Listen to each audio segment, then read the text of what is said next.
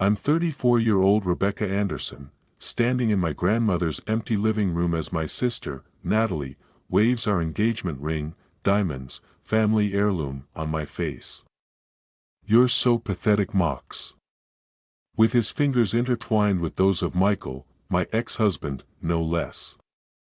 Michael and I, we're getting married and he helped me get everything, the house, the money, the jewelry. You are left with nothing. I smile calmly, feeling the weight of Grandma Eleanor's last letter on me pocket. They took everything except the only thing that really matters. Where are you watching us from today?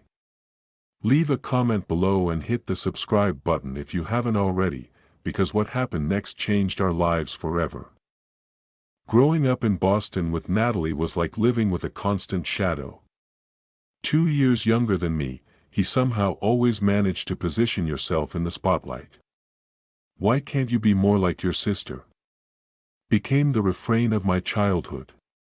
Natalie, with her perfect grades, her flawless skin, her innate ability to charm any adult within a 5 m radius, I wasn't a failure at all, but next to Natalie's calculated perfection, my genuine efforts always seemed somehow lacking. Our parents, Richard and Diana Anderson, never intended to create this competition.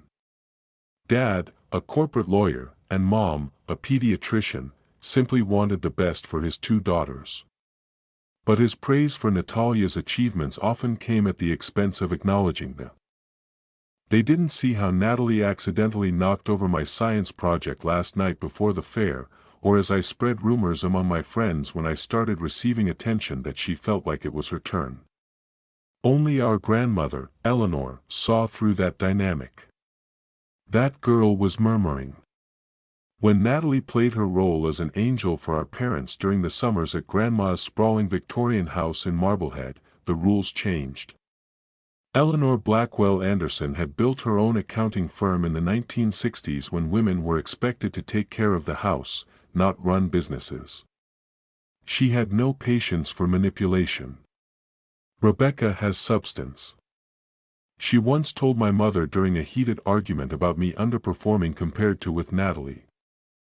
"That's weirder than you think." Those summers became my sanctuary.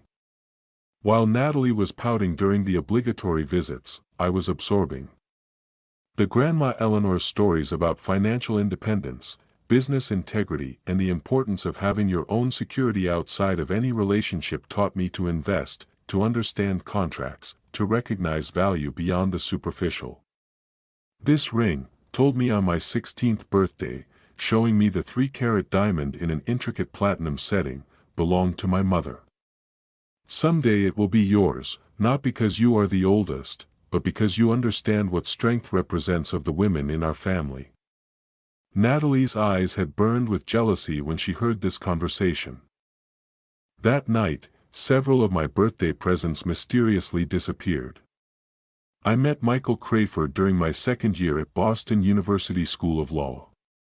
Tall, charming, with a smile that seemed to harbor genuine warmth, he represented everything I thought I wanted: intelligence, ambition, and what seemed to be authenticity after my childhood. Competing with Natalie's performance of perfection and Michael's apparent sincerity were irresistible. We dated for 18 months before he proposed to me with a modest diamond that suited my nature practice. "I know it's not as impressive as your grandmother's ring," he said. "But one day I'll get you one just as beautiful." I assured her that I loved the ring she had chosen. But something about her expression stayed with me. A flash of calculation I chose to ignore. Our wedding was small but elegant, with Natalie as my reluctant bridesmaid. "Are you making a mistake?" she said to me the night before. "She's just settling for you." I dismissed her words as typical Natalie jealousy at 28. I married before her, stealing the spotlight for once. What I didn't know then is that Natalie had already set her sights on my target. At our wedding reception, my college roommate, Amanda, mentioned seeing them in deep conversation during the rehearsal dinner. "They seemed intense," she observed. I laughed. Michael had just joined my father's law firm. Naturally, they had things to discuss. The first year of marriage seemed perfect. We bought an apartment in Cambridge. We merged our finances against Grandma Eleanor's warning, always keep something that is only yours. Rebecca and I planned to have children. Eventually, the cracks began to appear in the second year: mysterious late nights at the office, unexplained expenses, changed passwords suddenly into our shared accounts. When I discovered that Michael had been siphoning money from our savings sets to a private account, blamed on work stress and impulsive spending.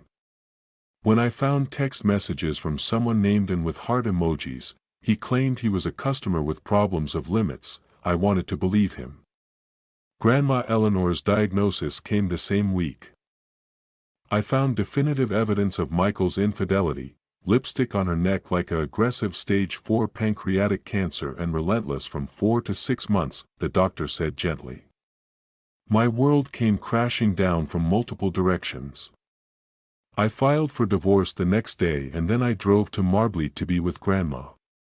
I couldn't tell her about Michael, no, while she was facing her own mortality.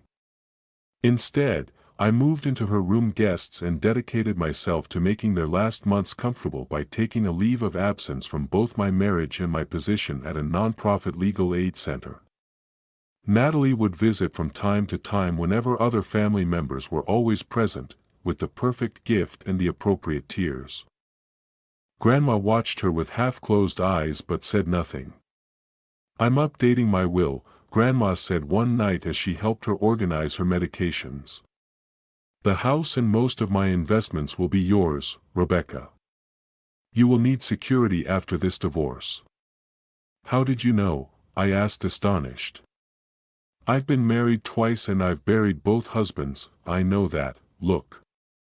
She replied simply, "The ring is still yours, of course, and I have set aside a generous amount for Natalie, although God knows she doesn't deserve it, after barely appearing during my illness." When Grandma Eleanor passed away peacefully in her sleep 3 months later, Natalie appeared at the funeral on Michael's arm. Her face, a perfect mask of pain. She was too devastated by the death of my grandmother to fully process this betrayal. It was only at the reading of the will that following week that the full extent of their relationship became apparent. Michael, as the rising star of my father at the law firm, had somehow inserted himself into the management of my grandmother's estate, despite the clear conflict of interest, and Natalie with her theatrical tears and her sudden concern for the poor man. Rebecca's mental state after her divorce had positioned her as the responsible member of the family. I should have seen it coming, but grief has a way of blinding even the most cautious person, and I never imagined that they would go so far. The first hint of their plan came during the reading of the will in the Grandma Eleanor Harrison Benet's lawyer office. Had been her friend and lawyer for 40 years but seemed strangely uncomfortable as he prepared to read the document. "Before we begin," he said, adjusting his glasses, "I want to point out that this will was updated just 3 weeks ago. Eleanor made significant changes from her previous version. My stomach sank 3 weeks ago. Grandma had been heavily medicated for pain. Moments of lucidity had been rare and precious." Harrison cleared his throat and began. "To my surprise, the will left the Victorian house, most of it of her investment portfolio and all family jewels, including the Natalie diamond ring. I only received a small cash legacy that represented less than 5% of the estate." "There must be a mistake," I said, my voice barely audible. "Grandma specifically told me that the house and the ring would be mine." Michael, sitting next to Natalie with his hand on her knee, spoke with his voice of more reasonable lawyer. "Rebecca has been under tremendous stress. His memory may be compromised." My father frowned. Harrison, "This is nothing like Harrison," nodded gravely. I expressed similar concerns when she requested these changes. However, she insisted that it was in her sound judgment and the document was duly witnessed. Who did I ask? Harrison consulted the document. Michael Crawford and Diana Anderson. My own mother and my ex-husband had witnessed this suspicious will. Mom looked away when I met her eyes. Natalie said Eleanor wanted to update some things. Michael assured me that it was routine. Over the next few weeks, the betrayal unfolded like a carefully orchestrated work. Michael had manipulated the trust of my mother in her legal expertise. Natalie had taken advantage of her grandmother's medicated state. Together they produced a will that completely contradicted everything Grandma Eleanor had planned. I consulted 3 different probate attorneys, all of whom advised me to contest the will. It would be difficult, expensive, and could ultimately fail without clear evidence of duress or mental incapacity documented by medical professionals at the time of signing. These cases are often reduced, even, he said. She said explained one delicately. Meanwhile, Natalie wasted no time in claiming her inheritance. She moved into the Victorian house, had her grandmother's jewelry appraised and began liquidating some of her investments. Each step felt like a knife twisting deeper. He's selling the art collection of Grandma, informed my cousin Lai after passing by the house. There was an appraiser there yesterday.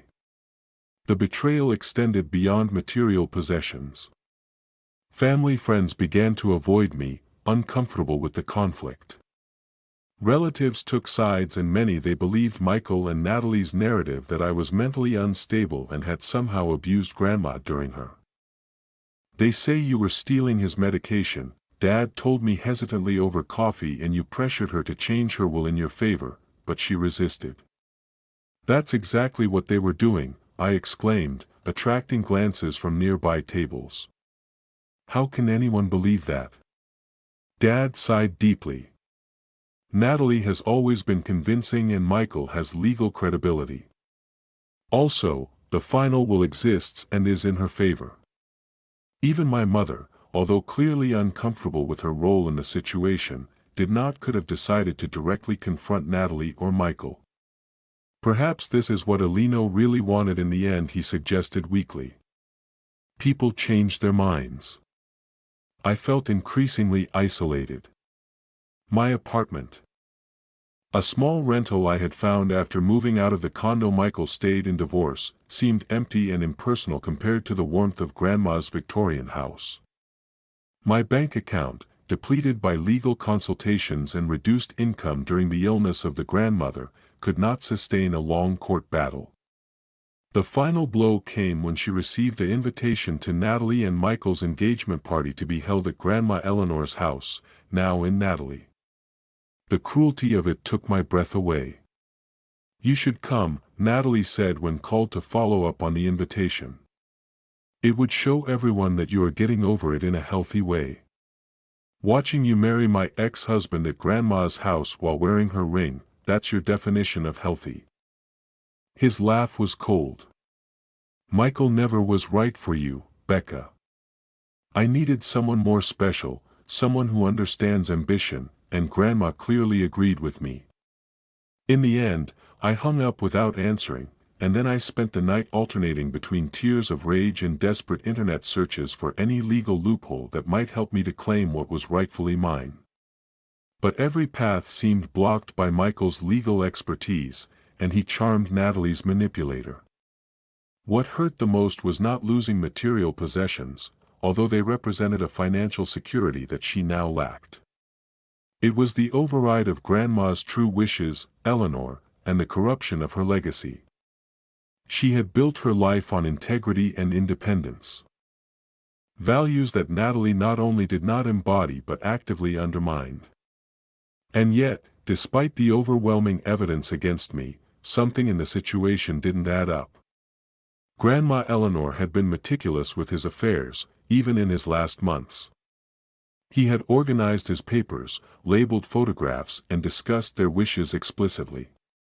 It really would have changed everything, without the "less tell me." With that question burning in my mind, I decided to visit Harrison Benet once, not as a client seeking legal advice, but as the granddaughter of her oldest friend seeking the The confrontation that changed everything happened on a rainy Tuesday afternoon, exactly 3 months after Grandma Eleanor's death. I hadn't planned to visit the Victorian house that day. In fact, I had been actively avoiding passing by there. The view of the moving trucks and unfamiliar cars in the driveway were too painful to witness. But Amanda called with news I couldn't ignore: they're emptying the attic. Today arrive at a junk removal company, El Desban, the personal files of the grandmother, decades of business records, family photographs and private diaries.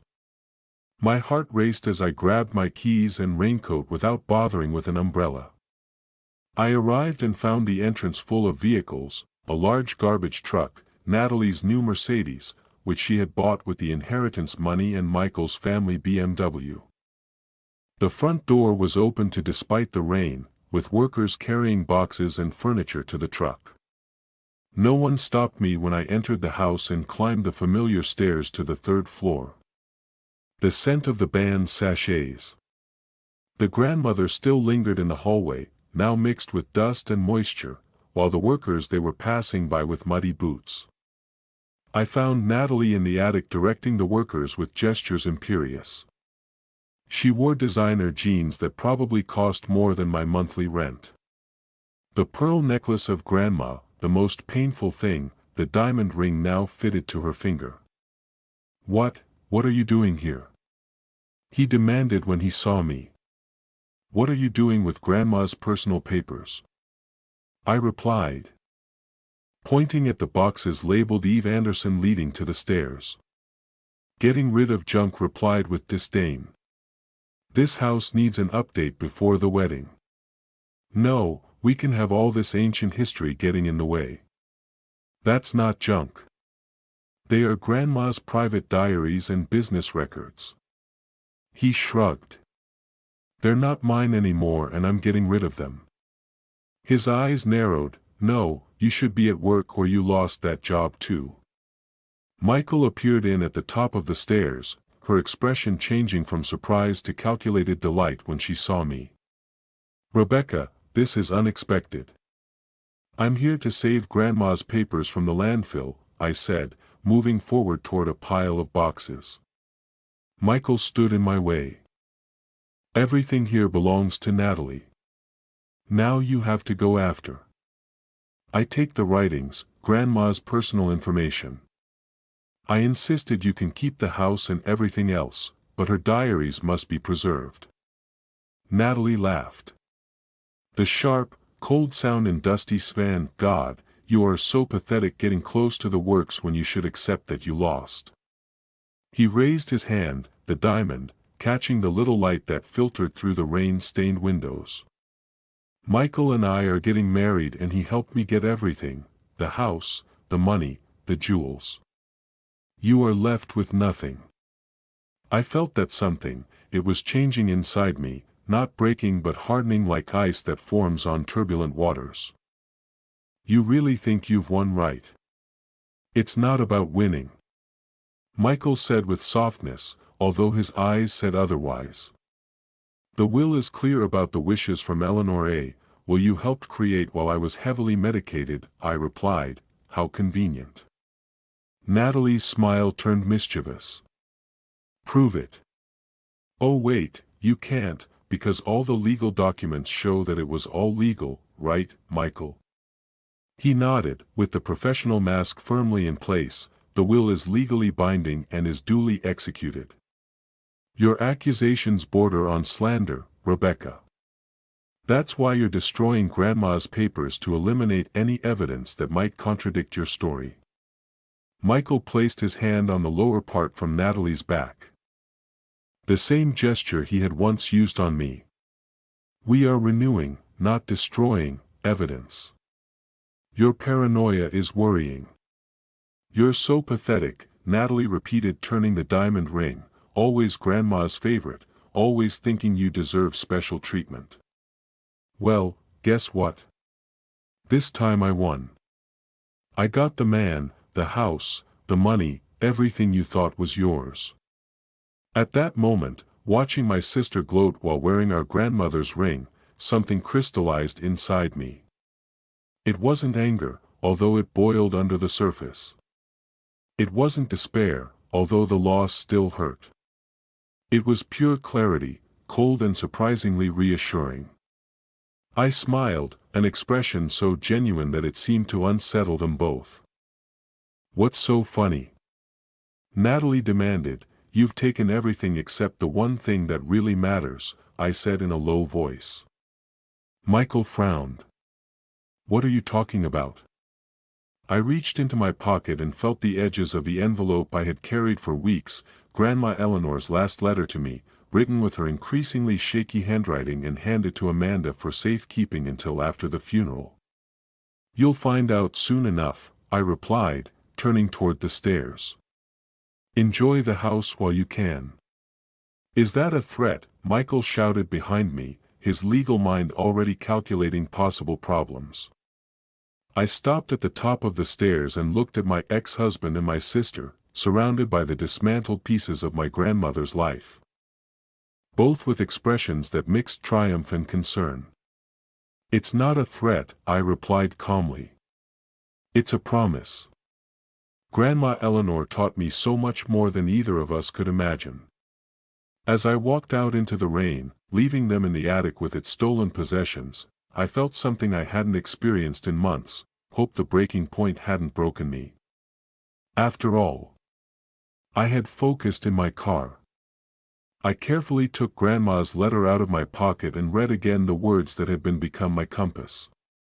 "Rebecca darling, remember what I always told you, the most valuable things cannot be stolen. Trust yourself, follow the map and know that I have planned everything, even the betrayal." It was time to follow the map. Harrison Benet's office hadn't changed in the 30 years he had been there, visiting her wood paneling, leather-bound law books and the faint smell of pipe tobacco, although there was quit smoking a decade ago.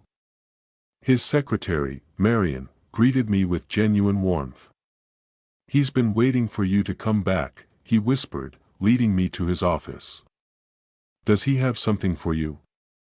Harrison stood up when I entered, his tall figure more bent over than I remembered. "Rebecca, thanks for coming." "I wasn't.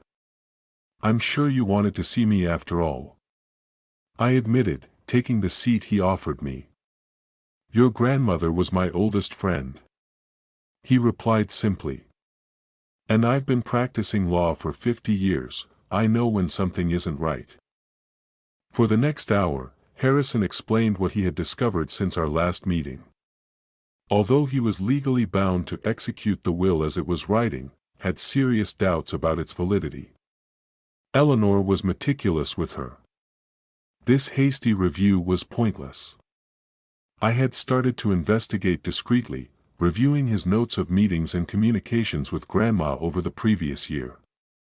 3 months earlier of his death, he told me that he was creating something he called an insurance, a backup plan in case something happened to him.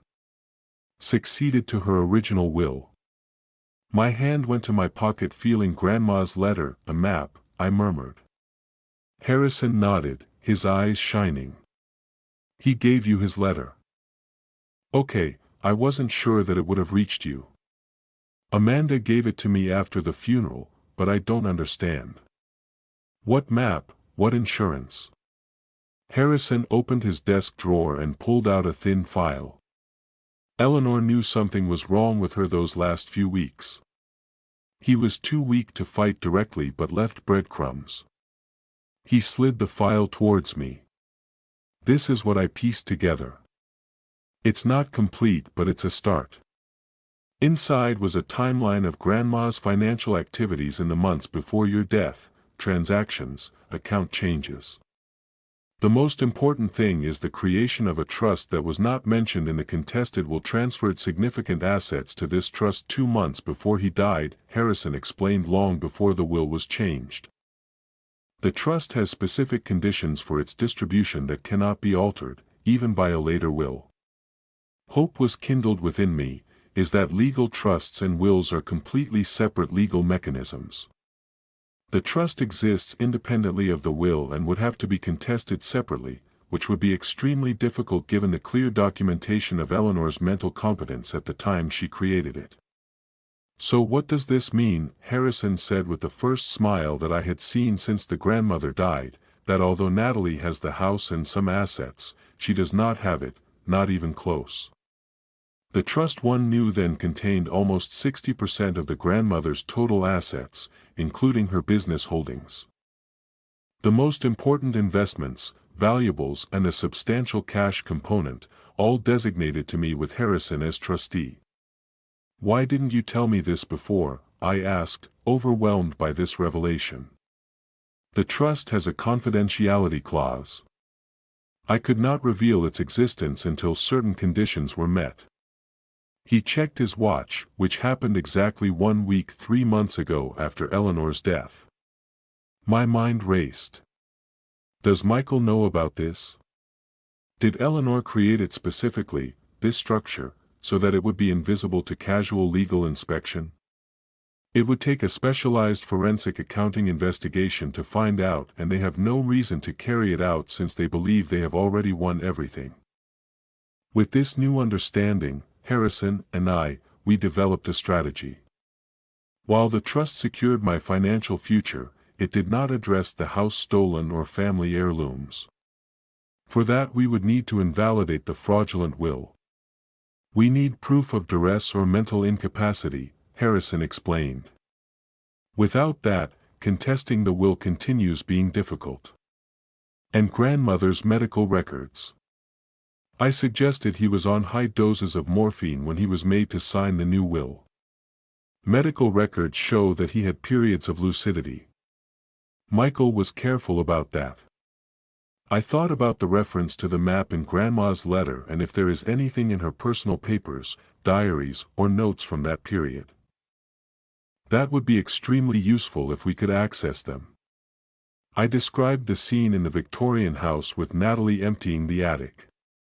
"They are destroying evidence." Harrison's expression hardened not. "If we can stop them, I will file an emergency injunction this afternoon to stop any further removal of the affects Eleanor's personal information, pending investigation into the validity of the will." While Harrison was working on the legal maneuvers, I contacted Lean Doles for help in locating other possible witnesses. Grandma Irene's home care nurse had spent more time with her than anyone during those last weeks. I was barely conscious when that man brought the papers, confirmed Irene. When I visited her at her apartment that night, I told her it was not appropriate. "But he said it was an urgent legal matter and showed me credentials from your father's law firm. Would you be willing to testify about that?" She hesitated. "I could lose my job. The agency has strict confidentiality policies. It is about doing justice for a woman who was taken advantage of on her deathbed." I said quietly, "What would you want someone to do if they were you, Grandma?" After a long pause he nodded. "I'll help you. I kept my own notes on your grandmother's condition. Sometimes they contradicted the official report, but I wanted to have an accurate record with Irene's documentation and Harrison's legal strategy. We had the beginning of a case, but we still needed something definitive to unravel Michael's plan and Natalie. Without a doubt, the answer came from an unexpected source. Dad called late that night, his voice strained with emotion. "I found something on my desk in the office, a letter from your grandmother, addressed to me but never delivered." He paused. "Michael was supposed to give it to me. He never did." The letter dated 2 weeks before Grandma's death. She explicitly stated her concerns about Natalie's sudden involvement in her care and Michael's unusual interest in estate planning. "Richard worries me that something is not right. Well, if anything happens to me, make sure Rebecca gets what I promised her. I've made arrangements with Harrison, but I'm afraid of interference." "Why would Michael hide this?" Dad asked audibly, struggling with the implications about his protégé. "Because it directly contradicts the narrative they created," I explained gently. "This shows that Grandma worried about exactly what ended up happening. Dad was silent for a long moment. I trusted him. I brought him to my house, to my office, and all this time his voice was hardened. What do you need me to do with Dad's test, added to our growing case? Harrison advised that we proceed with caution. They still don't know what we have. That's our advantage. Over the next 2 weeks we built our strategy meticulously. Harrison filed the injunction temporarily halting the renovation and Natalie's removal plans. I documented every item I knew had been in the house, creating an inventory of what legitimately belonged to Grandma Irene's true heritage, organized her notes and provide an affidavit. Dad conducted a discreet internal investigation at his firm, uncovering other instances where Michael had intercepted communications or altered documents. Throughout this process, I maintained absolute silence towards Natalie and Michael. They sent increasingly hostile messages as they realized that something was happening legally but could determine exactly what or why. "What are you doing?" Natalie texted me afterward of receiving notification of the court order. "This is pathetic, even for you." "No," I answered. "Let them wonder, let them worry." Grandma Eleanor had taught me that sometimes the strongest position is that of patient silence. Finally, 3 weeks after the confrontation in the attic, Harrison called with news. "We have enough. The judge has granted our request for a formal investigation into the circumstances surrounding the creation of the will. All assets are frozen." Until that night I sat alone in my apartment rereading the letter from the grandmother and thinking about the road ahead. The legal battle would be difficult and potentially unpleasant. Family relationships could be permanently damaged. But beneath those worries ran a current of deep certainty. I was following Grandma Eleanor's map, just like she had wanted. My phone vibrated with a message from Natalie's text, "This doesn't change anything, we will win." I smiled at her confidence, knowing what she didn't, that Grandma Eleanor had surpassed them all, even by more than beyond the grave. The real confrontation was about to begin. The meeting was scheduled for Harrison's office, neutral territory with many witnesses. Dad organized it under the guise of discussing a family resolution so as not to alert Michael and Natalie to what was going on. It was really coming. As Harrison's paralegal escorted me to the conference room, my pulse quickened. After weeks of gathering evidence and building our case, the moment of the truth had arrived.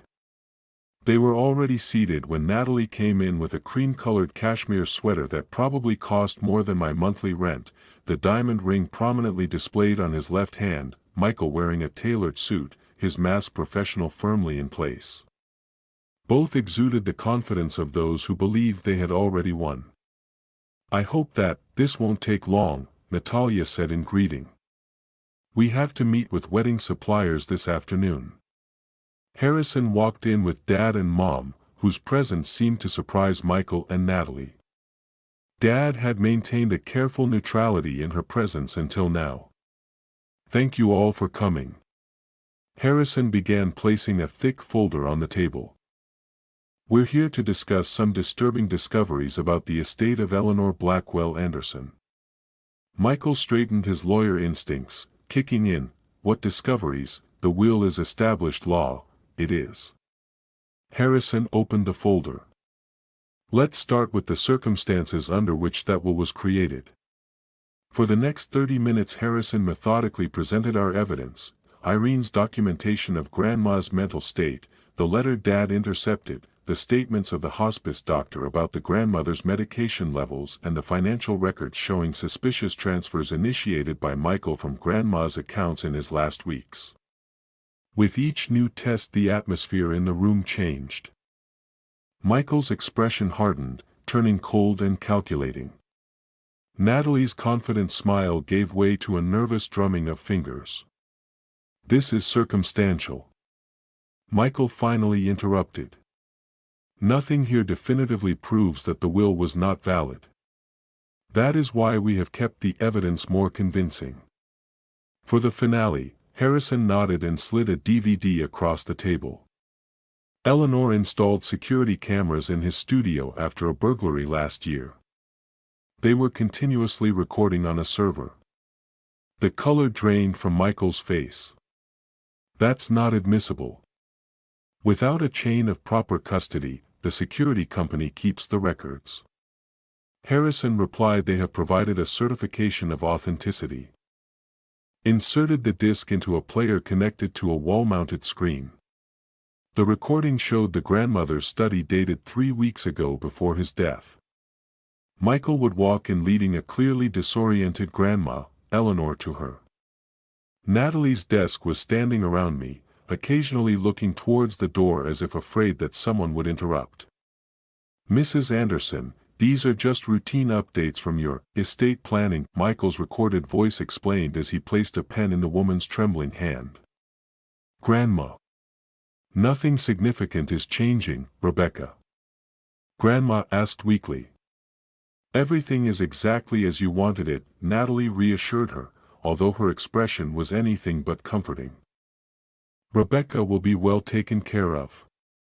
The recording continued to show Michael physically guiding Rebecca's hand, Grandma, to sign several documents, while Natalie watched. When the signing was finished, Michael picked up the papers and helped the grandmother back into what appeared to be a wheelchair, just off camera. Harrison stopped the playback. The silence in the conference room was absolute. "That is elder abuse and fraud," he stated flatly. "Clear evidence of having taken advantage of someone with a diminished capacity. The will is invalid on its face." Natalie was the first to recover. "You edited that recording. This is a trap. The original is insured with the security company." Harrison replied, "His forensic technician will testify that it has not been altered." Michael's legal mind was already calculating options and escape routes. "What you want? An agreement, a division of assets?" "We want justice," I said, speaking for the first time, "the return of everything that was fraudulently taken, plus a compensation for moral damages and the costs we have incurred to uncover your plan." "You cannot prove the damage," replied Michael automatically. Harrison smiled slightly. "In fact, we can, and there's more." He pulled out another document from his. "This is the trust that Eleanor established 2 months before her death, when he was demonstrably of sound mind, contains the majority of his estate designated for Rebecca." Natalie's eyes widened. "What fideicomiso? There is no trust.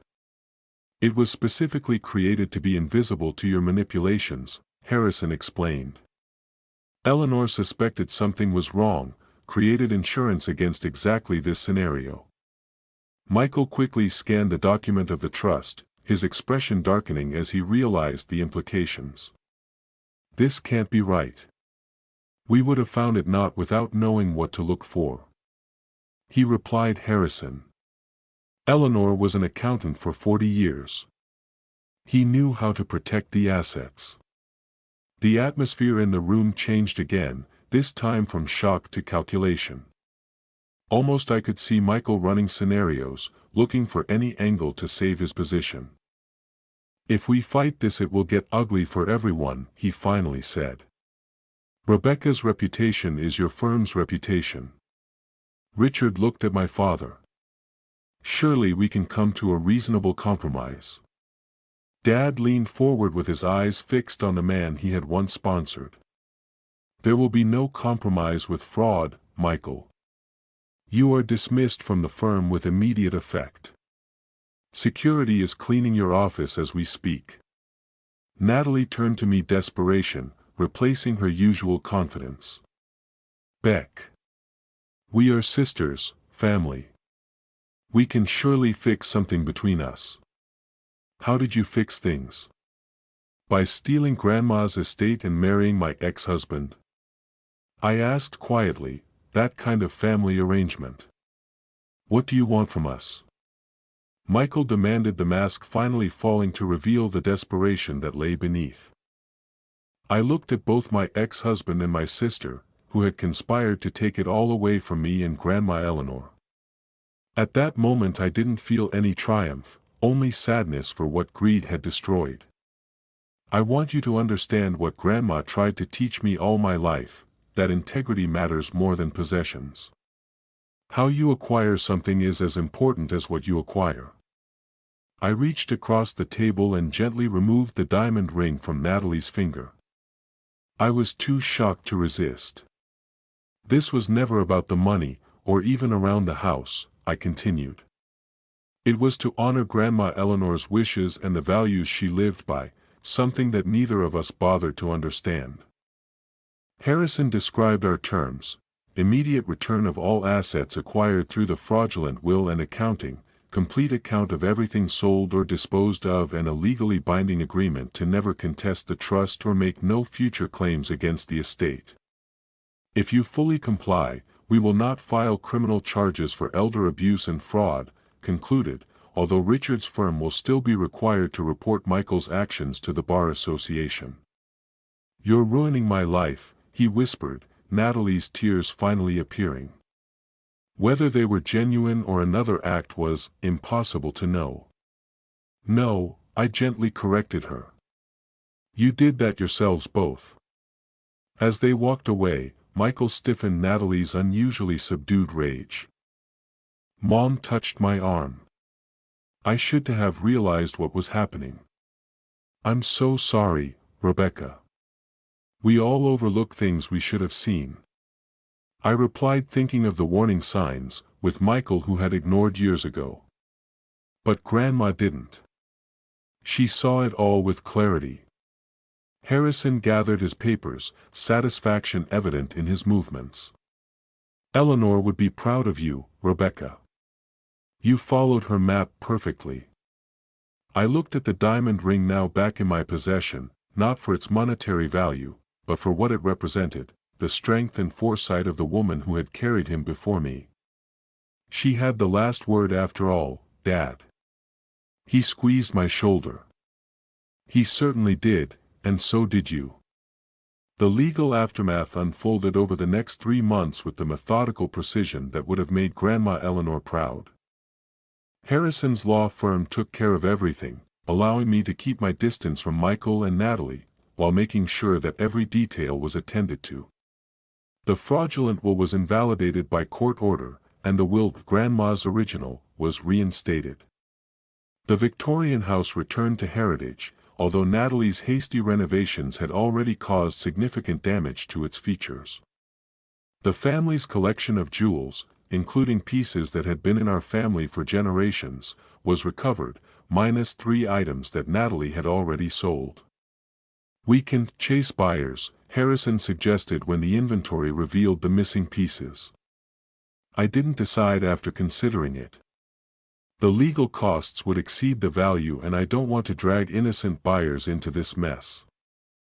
The trust that Grandma had set up turned out to be your true masterpiece by placing most of your assets, including your holdings business and the most valuable investments, in this separate legal entity, had completely protected them from the manipulation of Michael, and Natalie, as the sole beneficiary, now had financial security.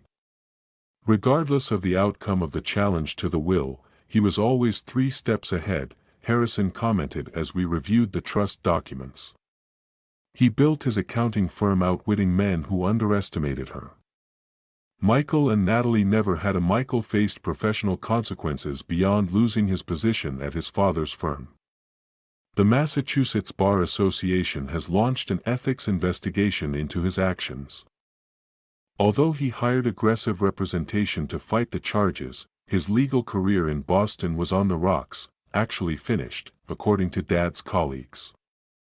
He eventually moved to Chicago to join the firm of a distant cousin, starting over as an associate.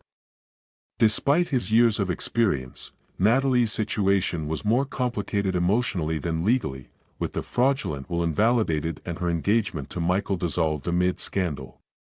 She found herself suddenly without the wealth, status, or relationship she had planned to acquire. Mom attempted reconciliation despite, still, your sister reminded me over Sunday dinner 6 weeks after the confrontation. Being sisters doesn't erase what she did. I replied. Some betrayals can't be undone with an apology, especially when no sincere apology has been offered. The family fractured along predictable lines. Aunts, uncles, and cousins who initially they had believed Michael and Natalie's narrative about my mental instability and were now faced with truths uncomfortable about their judgment. Some apologized, others kept an uncomfortable distance, a few stubbornly clung to alternative explanations that portrayed me as vindictive rather than aggrieved. I found that I cared less for these opinions than I might have done. Grandma Eleanor's final gift wasn't just financial security. It was the freedom to define relationships on my own terms, without the desperate need for approval that I had shaped my early years. The Victorian house required significant restoration. After the Natalie's destructive renovations, I hired historic preservation specialists to undo the damage where possible and sensitively update where necessary. Living in the house during this process created a strange juxtaposition of rooms filled with scaffolding and construction dust next to spaces preserved exactly as Grandma had left them. "Are you sure you want to stay here during construction?" Amanda asked during her first visit. "It's going to be chaotic for months. I need to claim it." I explained, showing him the study where the fraudulent will had been signed. "Create new memories to overwrite what happened here." The deepest healing came from sources unexpected. When reviewing grandmother's personal papers rescued from the trash thanks in Respo. In response to Harrison's emergency injunction, I discovered diaries dating back to when he was 20 years old. Reading her private thoughts revealed a woman far more complex than even I had understood, her triumphs, business, his romantic disappointments, and the careful consideration behind every major decision in his life. "Today, I rejected Johnson's takeover offer," he wrote in a 1975 entry. He suggested that a woman of my age should be grateful for any fair offer. I told him that a woman my age built this firm from nothing while raising a child alone, and that he should be grateful that I'm willing to discuss the terms. Her face turned the deepest shade of purple. These glimpses into his inner life helped me process my grief. Transforming her from an idealized grandmother to a fully realized woman with strengths, flaws, and wisdom gained through experience. Dad struggled with guilt over his role in facilitating Michael's deception. "I brought our family to the firm," he confessed during a rare moment of vulnerability. "I never questioned his character because it reflected what I wanted to see." That was his talent, I assured him, make people see what they wanted to see. "Your grandmother saw through it right away," remembered Dad. "She told me it was all glitter, nothing of substance. The first time they met I should have listened to her." This acknowledgement of Grandma's judgment helped heal the rift that had formed in our relationship during my marriage to Michael. When Dad had often sided with his protégé in disagreements.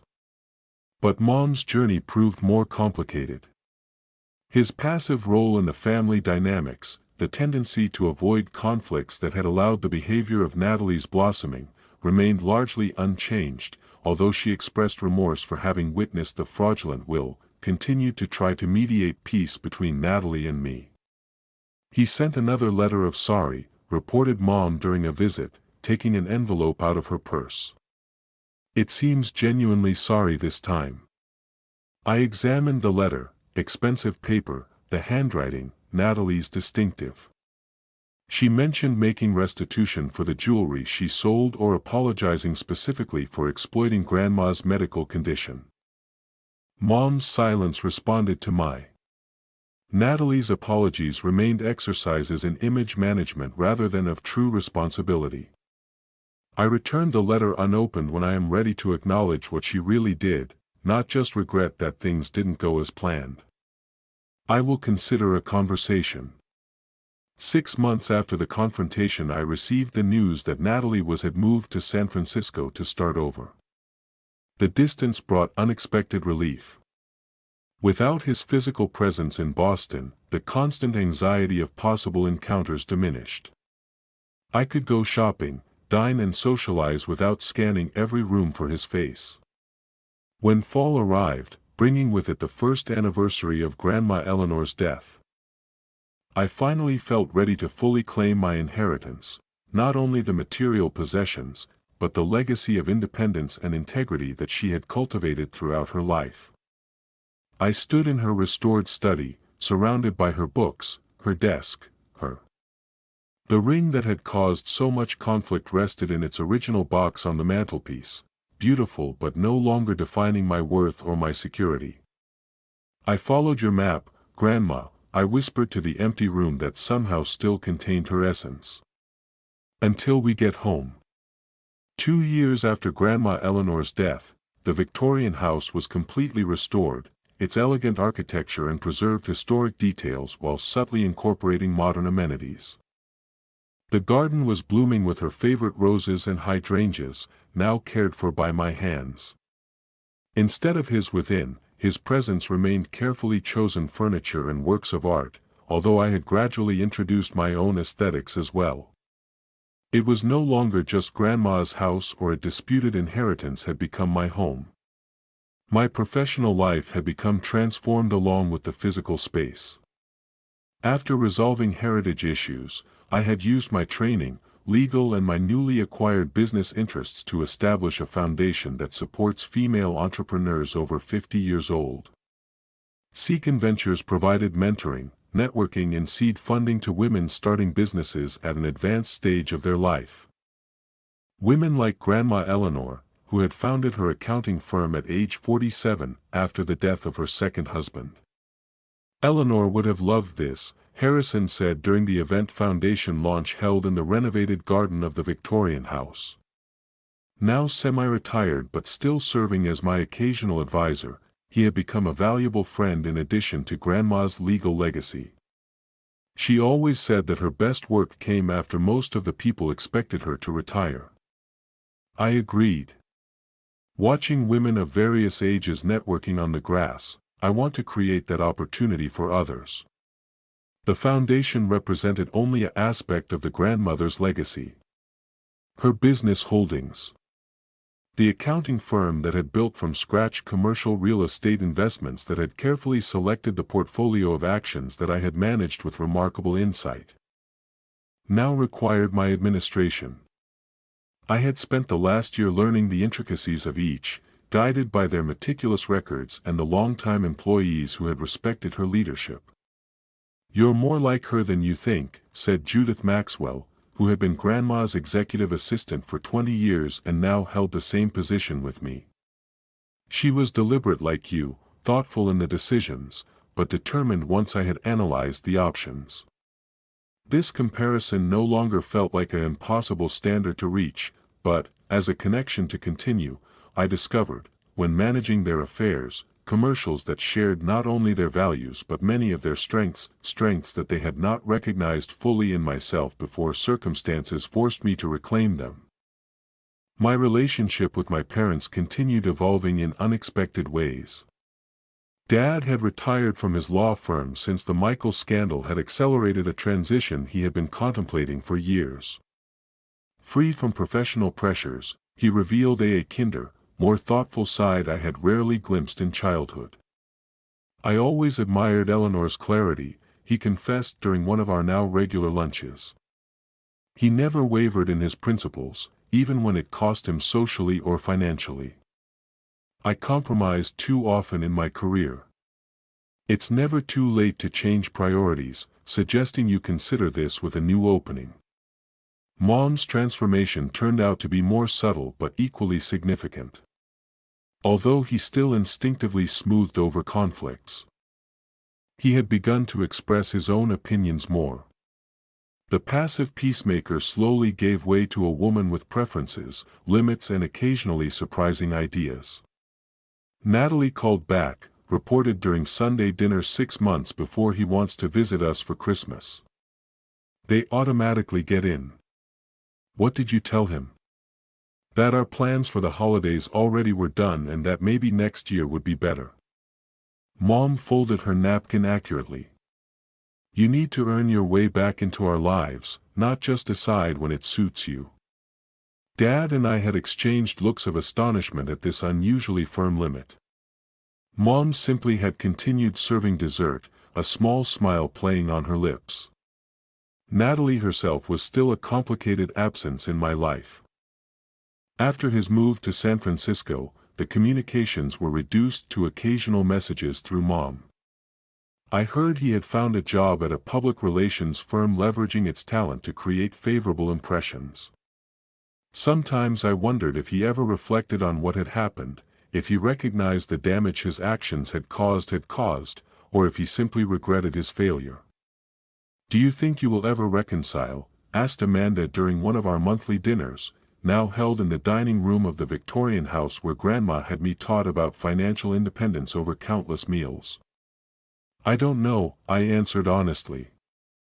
Forgiveness does not necessarily mean the restoration of a relationship. Some betrayals change the landscape permanently. Michael had effectively disappeared from my consciousness, except for occasional professional updates through legal circles. His ethics investigation was over with a 1-year suspension instead of disqualification, a consequence that seemed insufficient given his actions, but was apparently typical for first offenses, with no harm to the client. Chicago legal blogs mentioned occasionally his name was mentioned in connection with corporate cases, suggesting that he had rebuilt a semblance of race away from Boston. I found that I could now think about him without the visceral pain that had once accompanied his memory. It had simply become a chapter in my story instead of his defining narrative. A lesson about trusting actions over words, substance over. As for my personal life, I had approached new relationships with careful intention, without rushing to replace what was lost or closing myself off to the connection. Michael had left me suspicious, but not. Natalie's betrayal was painful but ultimately instructive.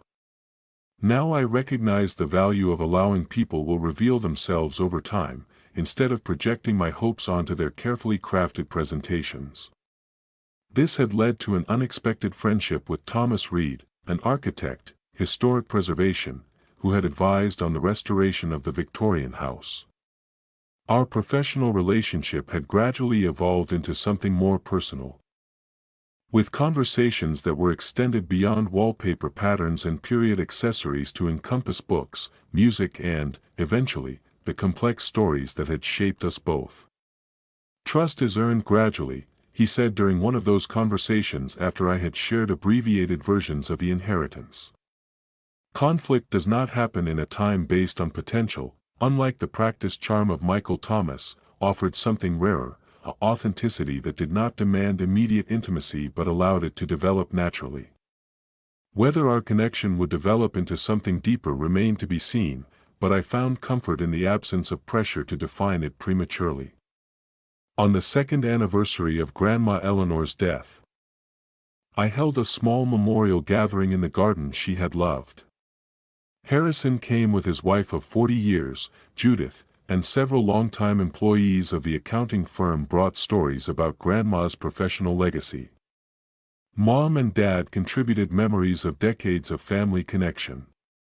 Even Lee and other members of the extended family who had initially believed Natalie's narrative assisted in repairing relationships cautiously. As twilight softened the edges of the garden, I raised a glass of the Grandma's Favorite Pinocchio by Eleanor Blackwell Anderson, businesswoman, grandmother, and the wisest person that I have known by Eleanor. The glasses echoed, reflecting the garlands of lights that illuminated the garden. Later, after the guests had left and the silence had fallen, as the Victorian house owner, I sat in Grandma's study, now also mine, and opened her diary from 1992, the year in which that I was born. His confident, distinctive handwriting filled the page. Today I held my granddaughter, Rebecca Jane Anderson, 3G and 260G of possibility. Looking at his tiny face, I made a promise I will teach him everything I have learned about standing firm. The world will try to make her small. My job is to help her discover how vast she really is. I closed the journal feeling the continuity between your life and mine, not only through inherited possessions or shared DNA, but through passed down values. Lessons absorbed and a wisdom gradually claimed as one's own. The diamond ring caught the light of the moon from its place on the mantelpiece, beautiful, but no longer the focus of conflict or a symbol of loss, had returned to being what Grandma intended, a connection between generations of women who defined themselves instead of allowing others to find them. What heritage has marked your life? Has the wisdom of someone guided you in difficult times, or have you had to find your own way without a map? I would love to read your stories in the comments.